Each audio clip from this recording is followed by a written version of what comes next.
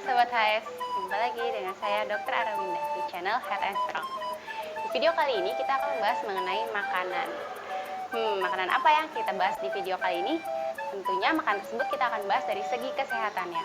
Untuk itu, tonton terus ya videonya.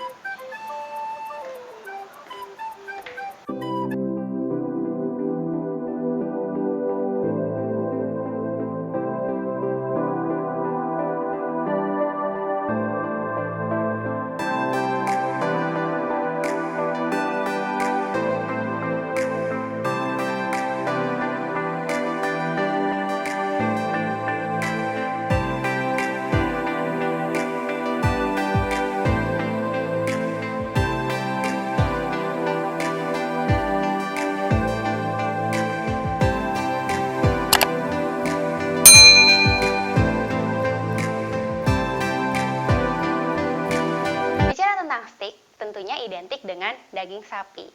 Nah, daging sapi ini dia kaya akan protein hewani, di mana protein ini baik untuk regenerasi sel-sel baru atau sebagai zat pembangun di dalam tubuh.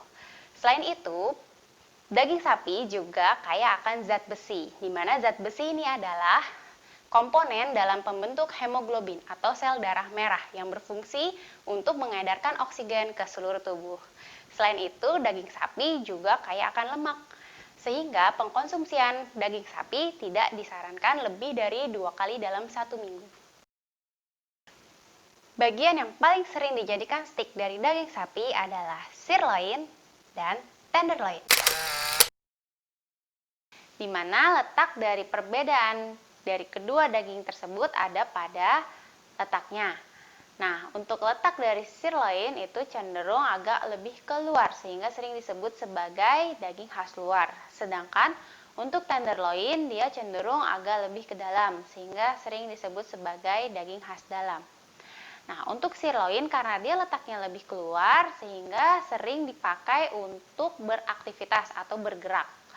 Sehingga lebih banyak ototnya ketimbang dengan lemaknya. Sedangkan untuk tenderloin dia karena letaknya agak ke dalam sehingga lebih banyak lemaknya dibandingkan dengan ototnya. Nah, untuk 100 gram daging sirloin dia mengandung sekitar 14,28 gram lemak. Sedangkan untuk 100 gram dari tenderloin mengandung sekitar 18,16 gram lemak. Nah, jika ditanya mana sih yang lebih sehat antara sirloin dan tenderloin? Tentunya jawabannya adalah sirloin, karena kandungan lemak dari daging sirloin lebih sedikit dibandingkan dengan tenderloin. Selanjutnya, dari segi memasak steak dibagi menjadi 5 tingkatan. Yang pertama adalah rare, lalu medium rare, medium well, dan well done. Nah, dari 5 tingkatan tadi, mana yang lebih baik untuk dikonsumsi? Tentunya yang lebih baik untuk dikonsumsi adalah yang tingkatan medium. Kenapa yang tingkatan medium lebih baik? Dikarenakan untuk yang rare itu dia dagingnya cenderung masih banyak yang merah di bagian tengahnya. Sehingga kemungkinan mikroorganisme yang berada di daging tersebut dapat masih banyak di dalamnya sehingga tidak baik untuk dikonsumsi bagi tubuh. Lalu untuk tingkatan yang well done, dia cenderung lebih memang matang sempurna, tetapi biasanya di bagian luarnya itu berwarna kecoklatan atau bahkan ada juga yang sampai agak gosong. Nah, hal tersebut tidak baik untuk kesehatan dikarenakan yang bagian yang agak gosong itu dapat memicu atau terdapat zat karsinogenik, yaitu memicu kanker.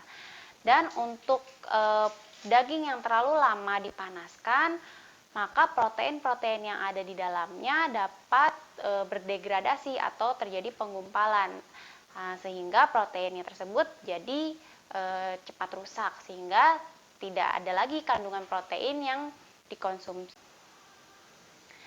Memang betul tingkat kematangan medium lebih baik dikonsumsi dibandingkan dengan tingkat kematangan yang lainnya. Tetapi perlu diperhatikan bahwa daging yang digunakan harus betul-betul fresh dan dari peternakan yang baik juga, sehingga mengurangi mikroorganisme seperti bakteri, virus, ataupun parasit yang ada di dalamnya. Sehingga diharapkan dengan tingkat kematangan medium, daging tersebut dapat dengan aman dan baik untuk dikonsumsi. Nah, untuk minuman yang baik dikonsumsi untuk menemani makan steak itu disarankan adalah air putih ataupun air jeruk. Dikarenakan air jeruk dapat membantu penyerapan zat besi yang ada di dalam daging.